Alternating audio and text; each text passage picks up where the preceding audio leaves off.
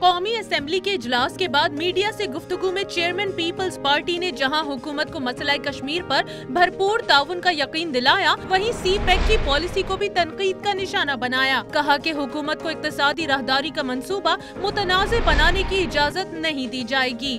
آج جو لوگ حکومت کے ساتھ بھی ہوتے ہیں وہ بھی اعتراض کر رہے ہیں، وہ بھی پروٹیسٹ کر رہے ہیں کہ جو ہم نے فیصلہ کیا تھا، the agreement that we had made, that it forged national unity around CPEC, there are certain concerns that it's not being implemented. اس پہ بھی میں نے نواز شریف صاحب کو یہ ایڈوائس دیا ہے کہ we cannot allow this to happen.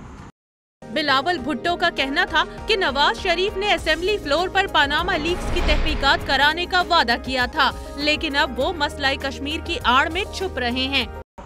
وہ کشمیر ایشو کے پیچھے پاناما کو چھپانا چاہتے ہیں، اپنا اکاؤنٹیبلٹی کو روکنا چاہتا ہے، وہ ڈیموکریسی کے پیچھے چھپنا چاہتا ہے۔ ڈونٹ گیو ہم an excuse by making amateur political decisions. Bilawal نے 2018 میں پیپلز پارٹی کا وزیر اعظم بننے اور نواز شریف کو پاناما لیکس کے معاملے پر جیل جاتا بھی دیکھ لیا۔ میں نے چینج لایا ہے سندھ میں بھی، میں پیپلز پارٹی میں بھی چینج لاؤں گا، اور انشاءاللہ تعالی 2018 میں پاکستان پیپلز پارٹی وزیر اعظم کے گھر میں ہوگا اور میاں نواز شریف صاحب پاناما کے کرائمز کے لیے جیل میں ہوگا۔